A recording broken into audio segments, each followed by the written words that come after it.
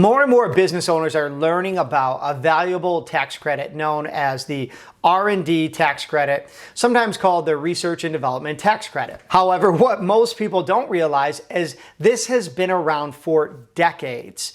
It is retroactive, so you can go back and claim it for the past 3 years or so. And then actually, once you realize that you indeed can get this money, you're able to claim it in the moment, quarter by quarter, therefore keeping more money in your business's pocket. So today I'm going to explain to you everything you need to know about the R&D tax credit. Stick around. You're not going to want to miss this.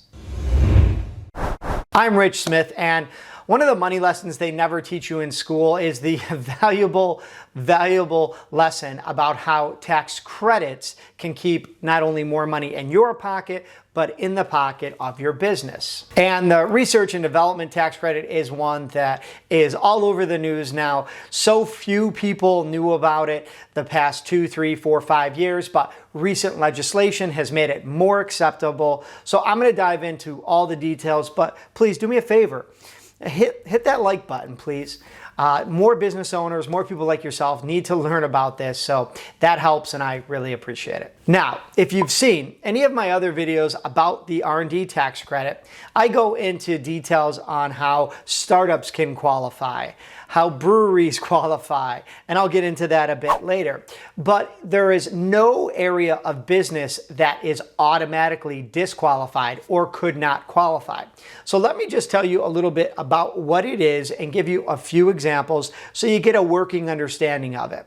Also, I'll leave a link down below in the description to a free questionnaire. You could fill it out, and if you think you might indeed qualify, then it's worth investigating. All right, so simply put, R&D tax credit is for any U.S. companies who are trying to improve, trying to develop a better product, process, just trying to innovate a little bit, and in doing so, you're spending money on US-based employees, products or supplies.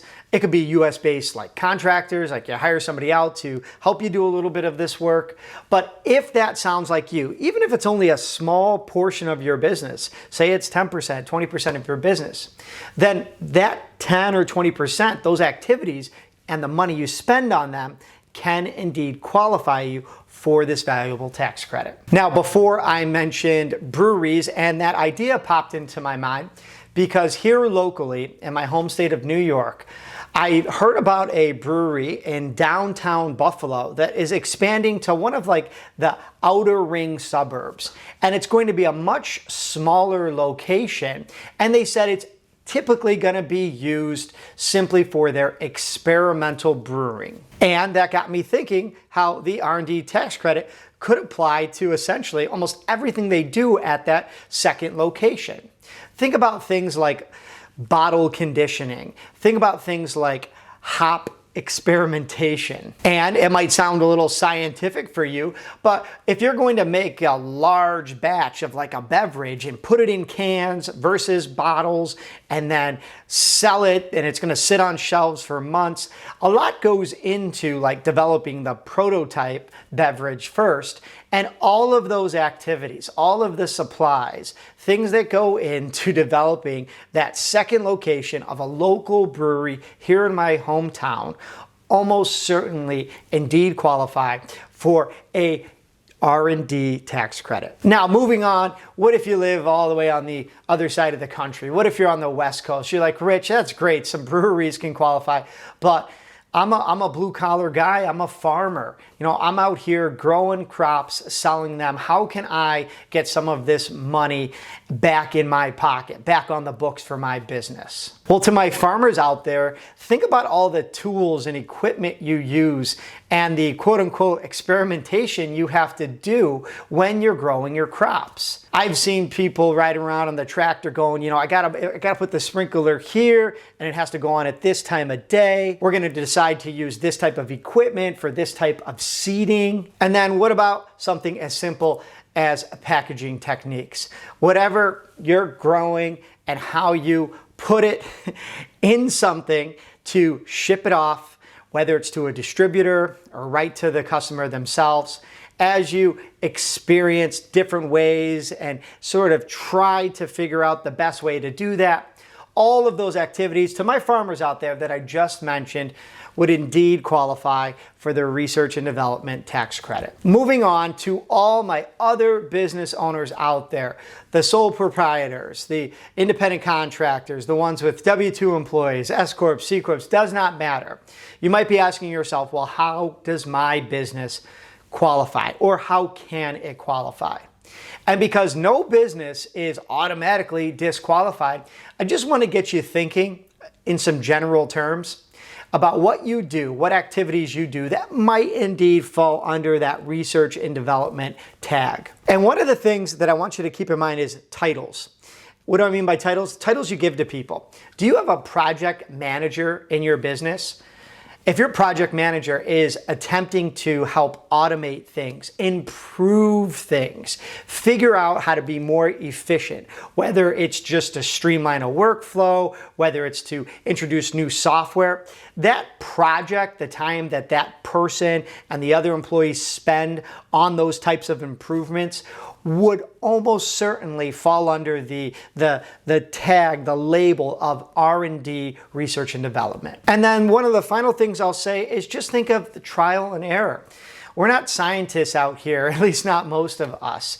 And if you're trying something, spending some money on it, spending some time, and then you are failing or erroring, and then you go back, you iterate again, trial and error, over and over until you think you get it right, there's some uncertainty there, and that whole experience, even though it might be a smaller part of your business, might fall under the R&D umbrella. All right, big picture key takeaways.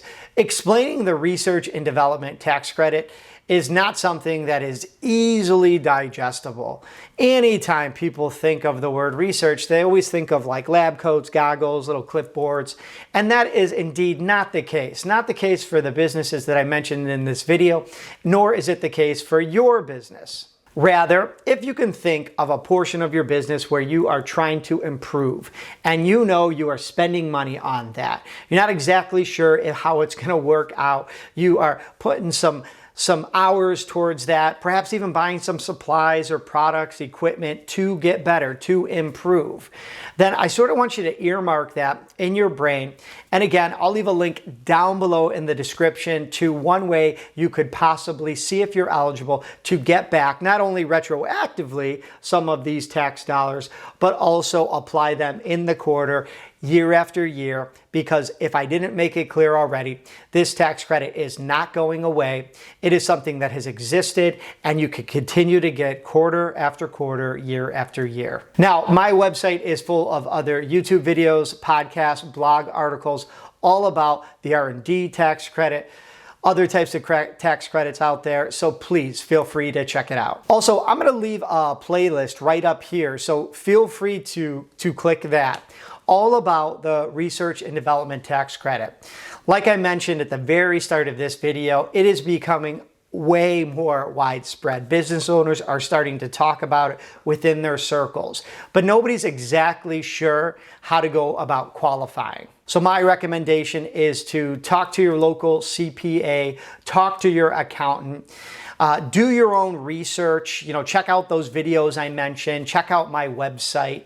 And if you think you might qualify, if it's a conversation or two to get some money back in your pocket, in your business's pocket, on the books, then those couple conversations, those 20 minutes, half hour, whatever it is going to be extremely valuable. But let me know what you think, and feel free to ask me a question or leave me a comment down below.